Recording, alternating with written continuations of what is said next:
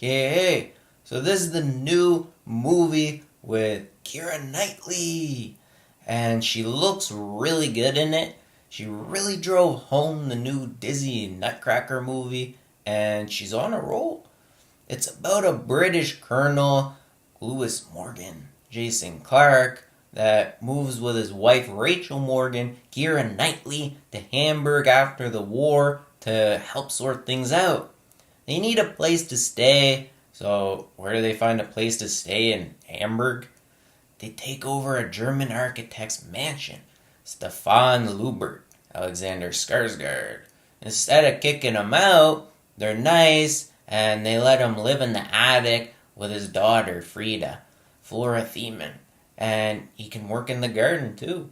And it only goes so long before they get mixed up.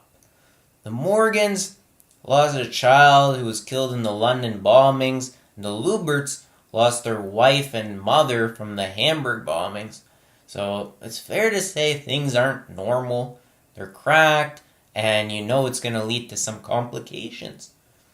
Lewis is nice because he says they dropped more bombs in a weekend on Hamburg than they did on London the entire war. Rachel still isn't happy with the Germans. She doesn't want them in the house, and she thinks they should be in a camp like the others. Colonel Morgan and the Allies have to figure out who's involved with the government and reorganize things. And a group of rebels try to fight back, so he's a bit busy.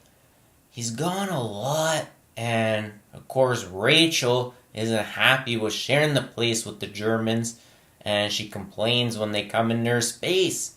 Stefan plays it cool, and it's not long before things really get cooking.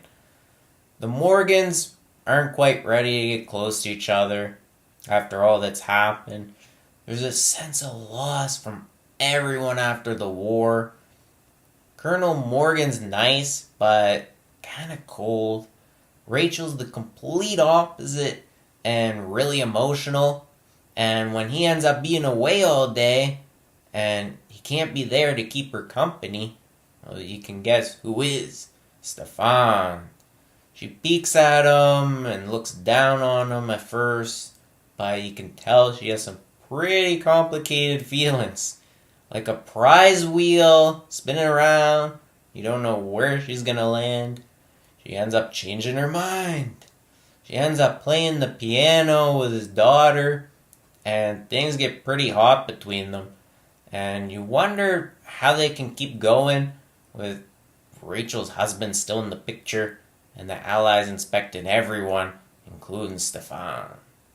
On the side, Frida ends up going out with one of the rebels, Albert, and Rachel has tea with another lady, Susan, who likes to talk. Keira's back in atonement mode here. She's still got it. Jason Clarke really does a good job. Like, he prepared a lot for it. And Alexander gives you a good look in German. The acting, costumes, and scenery are really good. It was shot mostly in Germany and the Czech Republic. And there's some love scenes for anyone who likes them. There's some fun parts. They agree that the North Sea and the Deutsche Sea are the same thing. It's an exciting setting with the war in the background and a love story happening. Stefan says it's Stund Null. Year zero, everything can start again.